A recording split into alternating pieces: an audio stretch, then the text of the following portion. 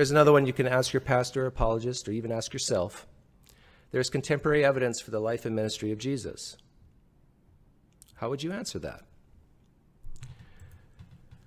Well, the fact is we have no contemporary evidence for Jesus or his ministry. Contemporary means nothing written during the lifetime or even a decade after Jesus' life. We have no writings from Jesus. I think everybody agrees with that. No coins, of course. No physical evidence of Jesus like we do for other ancient figures.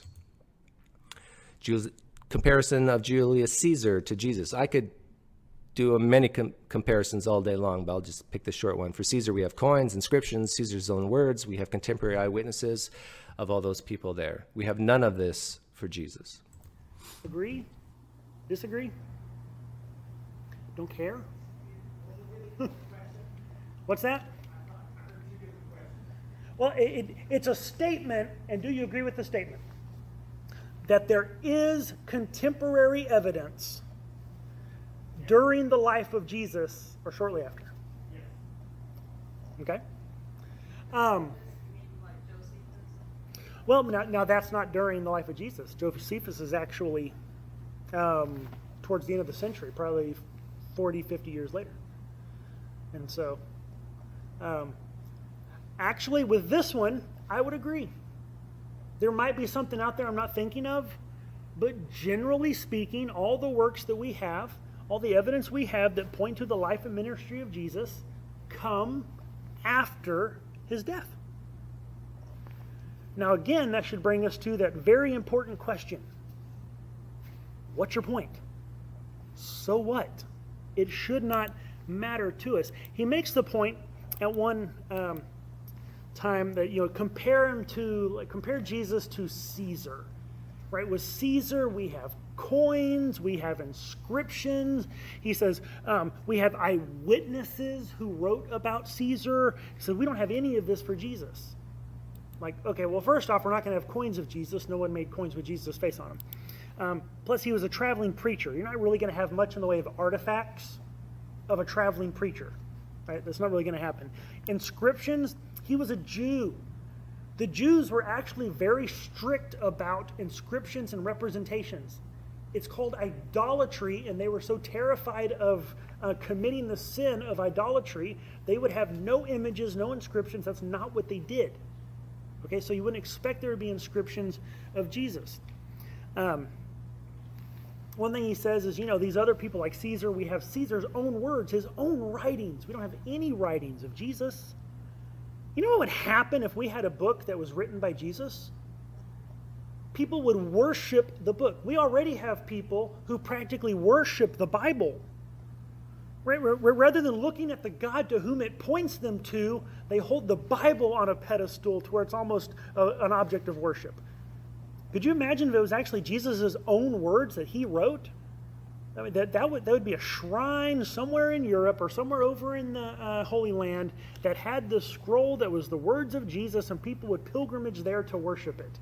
It would be idolatry. So it's actually not a big deal that Jesus himself didn't write anything. But as far as eyewitnesses, right, he says, we don't have eyewitnesses for Jesus. Oh, really? Right, you've never heard of these people called Matthew or John? Some people say Mark was actually not one of the 12 disciples, but part of the group that followed him around. Maybe at some point that he would have known or seen Jesus. Peter, James, and Jude, the brothers of Jesus. Right? Those are eyewitnesses. They write about him. Paul, who we know that Paul encountered the resurrected Jesus on the road to Damascus. Right? But I also think that it is a very, very good likelihood that Paul, a Pharisee, a prominent Pharisee, would have encountered Jesus during his ministry. All those back and forth encounters that Jesus had with Pharisees, you think Paul was maybe in the crowd at some point? Probably was, especially in Jerusalem. I think there's a good chance that if not one of the people Jesus was talking to, I have a feeling that Paul was actually at least present at some point. But ultimately, it doesn't really matter. Because one, Jesus, he didn't make any political or economic waves. Okay, first off, he's a traveling preacher off over in this little area of the Roman Empire that no one's paying any attention to. Who's going to write about him? Some people in the area? Okay, well, they might. But, messianic figures were a dime a dozen.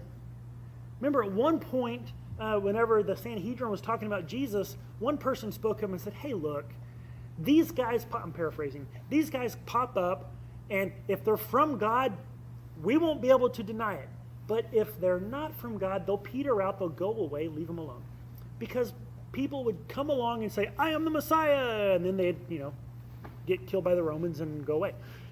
Jesus wasn't really making waves. He wasn't someone that people would have written about, most likely. The impact of the events of Jesus' life did not become attention-grabbing until after his death. It wasn't until the apostles started to spread the gospel that people really set up and took notice and started writing and started commenting, including the apostles themselves. They were too busy starting the church. It wasn't until later that they said, hey, maybe we should write this down. And there's the fact that not much has survived at all.